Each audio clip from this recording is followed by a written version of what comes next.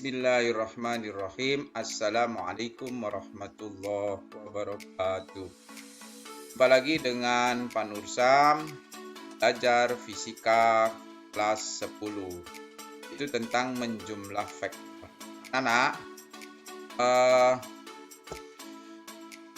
kita akan diskusi tentang menjumlah vektor. Kompetensi yang diinginkan adalah kalian bisa atau dapat menerapkan prinsip penjumlahan vektor sebidang. Kemudian yang keterampilannya dapat merancang percobaan untuk menentukan resultan vektor sebidang. Nah, pertemuan diskusi vektor kita bagi menjadi 3 pertemuan. Yang pertama, kita akan diskusi bagaimana menggambar vektor dengan geometri atau grafis. Oleh karena itu, kalian harus siapkan kertas berpetak atau kertas berskala, berpetak yang ada skalanya. Kemudian kalian juga akan menggunakan dalil Pitagoras yang sudah pernah dipelajari. Nanti di pertemuan kedua kita akan gunakan analisis trigonometri, yaitu dengan sinus, kosinus, dan sebagainya. Dan yang terakhir adalah kita diskusi tentang penerapan vektor setidaknya pada penjumlahan, perpindahan, dan vektor satuan ya. Anak-anak sekalian, sebelum kita membahas lebih lanjut, ini ada beberapa gambar. Bapak ingin ajak dulu ya. Jika kalian ditanya berapa jumlah 2 kg telur dengan berat massa 2 kg telur ditambah dengan 3 kg telur, pasti jawabannya tidak akan berbeda karena jawabannya 2 tambah 3 sama dengan 5. Jadi hasilnya 5 kg telur yang tidak mungkin menjadi 7. Nah, itu dari mana sisanya kan begitu. Nah, sekarang itu berbeda ketika kalian ditanya 3 Newton ditambah 4 Newton. Nah, itu boleh saja 7. Betul, ada yang 7. Nah, andai kata itu misalnya ada gerobak ditarik oleh satu orang memberi gaya 3 Newton, ditarik. Yang satu lagi memberi gaya tarik 4 Newton. Arahnya sama, maka jumlahnya menjadi 7 Newton. Coba bayangkan, kalau gerobak itu satu ditarik ke kanan, yang satu ditarik ke kiri, 3 tambah 4, berapa jumlahnya? Iya, bukan 7, malah jadi tinggal 1. Lalu berapa kalau 3 ditambah 4 Newton, 3 Newton tambah 4 Newton? Ternyata gayanya saling tegak lurus, satu ke utara, satu ke barat. Nah, nanti kalian akan dapat menggunakan itu dengan terampil. Jawabnya gampang, berapa itu 3 tambah 4 kalau tegak lurus? Iya, 5. Karena kalau tegak lurus akan menghasilkan atau menggunakan teori Pitagoras. Ya. Mari kita perhatikan gambar ini ya, tampilan ini ya. Oke. Kita bicara tentang atau diskusi tentang notasi gambar dan besar. Yang dimaksud notasi itu ini loh ya, A, B, C. Nah, jadi ini melambangkan ini vektor, nah. Ya. Vektor A, vektor B, vektor C. Nah, kemudian gambarnya ini beda kan? A ke kanan, B ke kiri, gitu.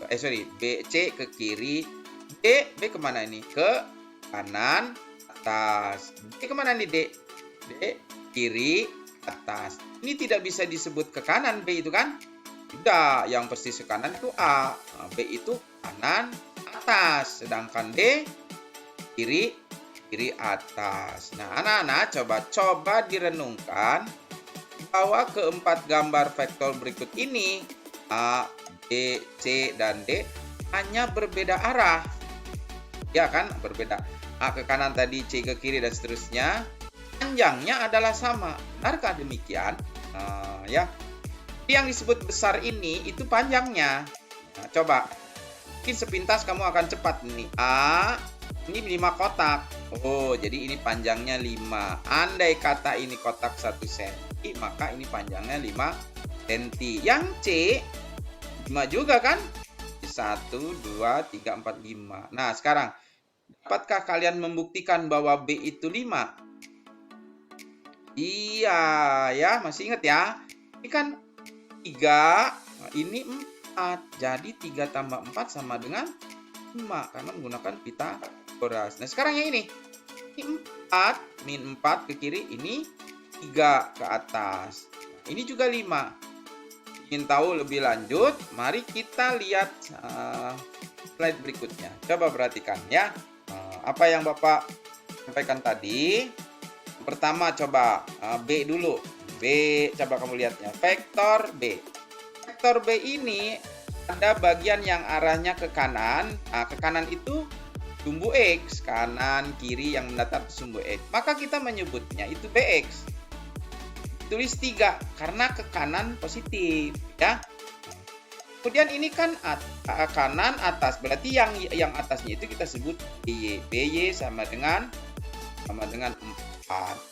Ya. Lalu B-nya berapa?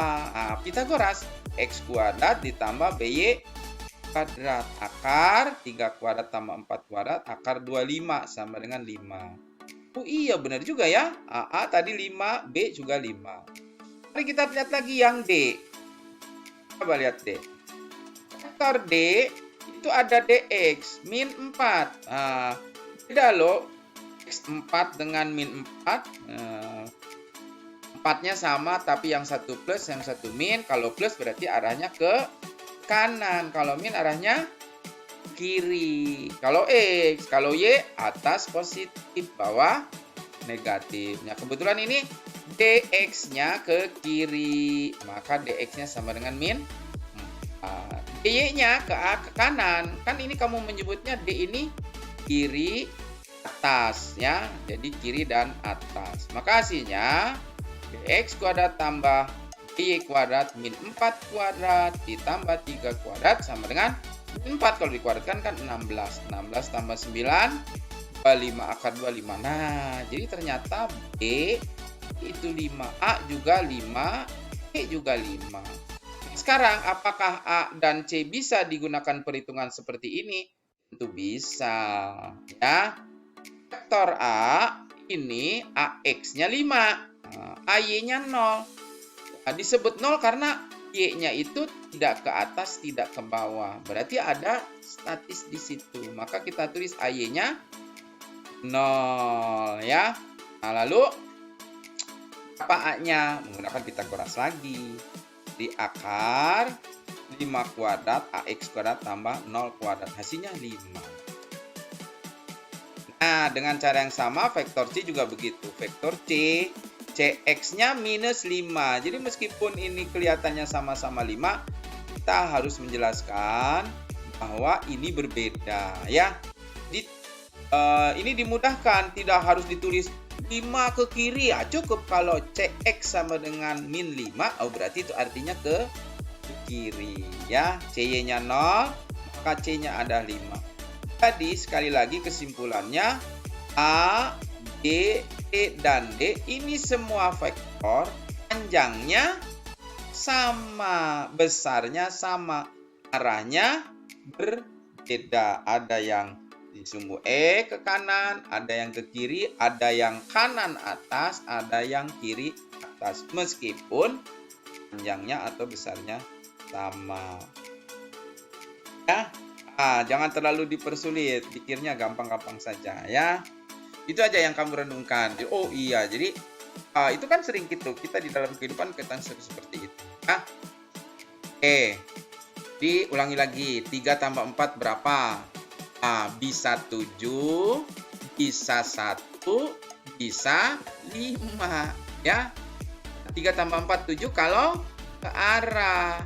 3 tambah 4 sama dengan 1 kalau berlawanan arah. 3 tambah 4 sama dengan 5 kalau saling tegak lurus. Pak, ada nggak yang lain yang tidak tegak lurus? Bisa, tapi dasarnya ini ya. Oke, coba lihat gambar berikutnya nih, slide berikutnya. Kita akan menjumlah vektor ya. Menjumlah vektor. Masih ingat nggak vektor yang A tadi kemana? Nya A, B, C, D itu sama ya. A ke kanan, D ke kiri, D kanan atas 3, 4. D kiri atas, kirinya min 4, atasnya 3 ya. Mari kita coba jumlahkan A tambah B. Nah, A ke kanan. Kita gambar tuh A begitu ya. Kemudian B. B-nya digambar. Nah, jadi ada cara menggambar B-nya itu di ujung A. B-nya di ujung A kita gambar. Jangan lupa B-nya itu 34. Jadi jangan diubah ya, ngikutin yang tadi. A tambah B jumlahnya kita sebut resultan. R ini singkatan dari result. Resultant ya. Maka anak-anak A tambah B hasilnya adalah dari mulai kita menggambar awal sampai ke ujung akhir. Ini namanya cara segitiga atau poligon. Nah, yang kedua dengan cara A digambar seperti tadi, awalnya sama ke kelima, dan B-nya digambar persis ketika kita mulai menggambar A. Jadi di sini. Nah, hasilnya bukan segitiga kalau gini karena ini sisi-sisinya menganga gitu. Kalau menganga tutup, tapi nutupnya bukan dengan segitiga, nutupnya dengan jajaran genjang. Nah, diagonal yang dari titik awal itulah yang menjadi resultantnya. Lalu, bagaimana cara menjumlahnya? Mudah, karena kita sudah tahu tadi. Jadi pertama kita pecah masing-masing ya. Vektor A masih ingat, AX-nya 5, AY-nya 0. Kemudian vektor B-nya. Vektor B-nya BX-nya 3, Y-nya 4. Diapakan? Nah, kita jumlahkan masing-masing. X-nya jumlahkan, Y-nya jumlahkan. Maka akan didapat delta X, sigma X sama dengan AX ditambah BX. Jadi 5 tambah 3 sama dengan 8. Kemudian BY-nya 0 tambah 4. Jadi sigma Y-nya 4. Coba kita periksa ini 8 tambah 4. Kan resultantnya yang ini.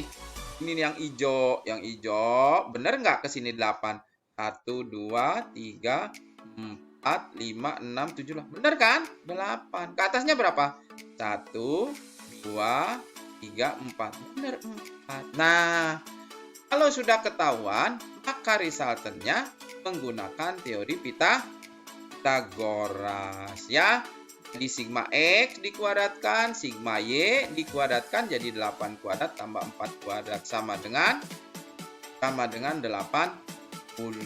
Akar 80 adalah 8,9. Masih ingat nggak tadi A panjangnya berapa? Iya, 5. B berapa panjangnya? 5. 5 tambah 5 berapa? Ini tidak 10. Ternyata dia 9 aja kurang. 8 ke 9. Kenapa begitu? Karena dalam diskusi kita kali ini, kita yang jumlahkan tuh bukan angkanya aja, tapi arahnya. Itulah kekhususan vektor. Anak-anak, penjumlahan seperti ini akan nanti banyak sekali kamu belajar fisika ya.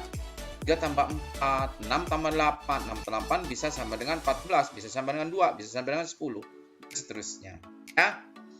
Nah, apakah ini juga berlaku ya penjumlahan resultan seperti ini untuk yang jajaran gini? Sama juga, nak. Coba kita lihat periksa ini. Ini juga sama kan? 1, 2, 3, 4, 5, 6, 7, 8. Ke atasnya 4. Ini sama. Meskipun ada dua cara menggambar, yaitu segitiga dan jajaran genjang, tapi untuk menghitungnya caranya sama, yaitu dengan modal Pitagoras. Jadi Pitagoras kelas berapa kamu belajar? Iya, kelas 5, kelas 6 kan? SD. Jadi kita manfaatkan ilmu yang sudah kamu pelajari tadi. Paham ya? Supaya paham, nanti kamu buatkan ini catatannya ya. Jangan lupa catatan. Kamu lihat videonya ini atau nanti ikut penjelasan.